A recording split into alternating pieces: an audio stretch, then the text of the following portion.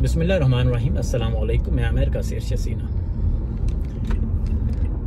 एक शख्स जिसकी उम्र तकरीबन 50 साल के लगभग होगी, पाकिस्तान के एक गांव से था, यहाँ अमेरिका में आया, बॉर्डर क्रॉस करके आया और तकरीबन उसे पाकिस्तान से अमेरिका पहुंचने तक 3 से 4 महीने लगे। इसके बाद वो यहाँ अमेरिका में चंद पाकिस्तानियों के साथ रहा और महीना 1.5 महीना वहाँ रहने के बाद फिर वो किसी बंदे के रेफरेंस से मेरे पास आया, मेरा रूममेट बना और जब वो मेरे साथ रह रहा था तो तकरीबन 20 दिन बाद वो एक रात एक औरत से फ़ोन पर बात कर रहा था। अब चूँकि यहाँ पर घर छोटे से होते हैं, एक बंदा फ़ोन पर बात कर रहा हो तो दूसरा बंदा जो पास बैठा हो उसे भी आवाज़ दोनों तरफ से बात करने वालों की आ जाती है।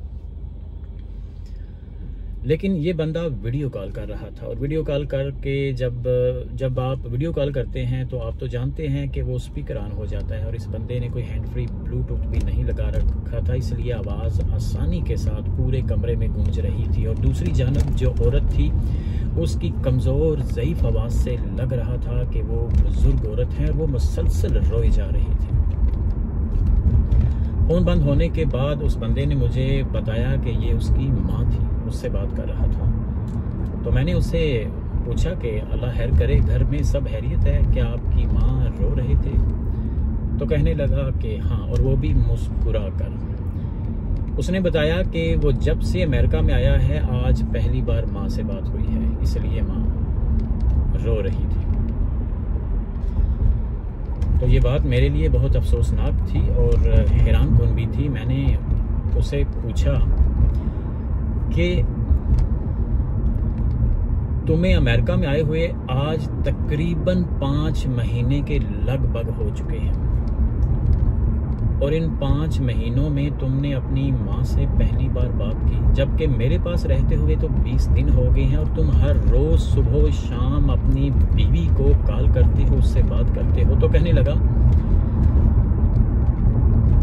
कि मेरी बीवी और मेरी माँ एक ही घर में रहते हैं लेकिन इलादा रहते हैं। तो मैंने माँ से बात, इसलिए मैं माँ से बात नहीं कर पाया कि माँ के पास फ़ोन नहीं था। तो मैंने उसे कहा कि अपनी बीवी से कह देते। तो कहने लगा कि बीवी की माँ से नहीं लगती। तो मैंने उसे कहा कि तुम्हारी बीवी की माँ से नहीं लगती, कोई बात नहीं, तुम्हारी तो माँ से लगती है और तुम्हारी तो माँ भी है। किसी दोस्त को फ़ोन कर लेते, किसी मोहल्ले वाले को कर लेते, किसी हमसाये को कर लेते, किसी को भी करके तुम अपनी माँ से अगर तुम चाहते तो बात कर सकते थे। और तुम कितने नहायत घटिया इंसान हो, और लेकिन फिर भी खुशकिस्मत हो, खुदा का लाख लाख शुक्र करो कि तुम्हारी माँ से बात तो होगी। अगर इस दौरान तुम्हारी माँ अल्लाह ना करे फौत हो जाती तो फिर क्या तुम सारी ज़िंदगी अपने आप को माफ़ कर पाते?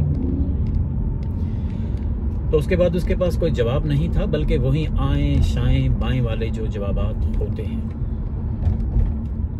अपनी माँओं की कदर कीजिए। जिनकी माएँ ज़िंदा हैं, खुदा ताला उन्हें अच्छी सेहत के साथ लंबी उम्र दे, आमीन। उनकी कदर कीजिए इससे पहले कि माएँ ना रहें। और जिनकी माएँ फौत हो चुकी हैं, खुदा ताला उनकी मंजिलें आसान करे, उन्हें जन्नत में जगह दे, उनकी कब्रों को कुशीदा मुनव्वर कर दे, आमीन।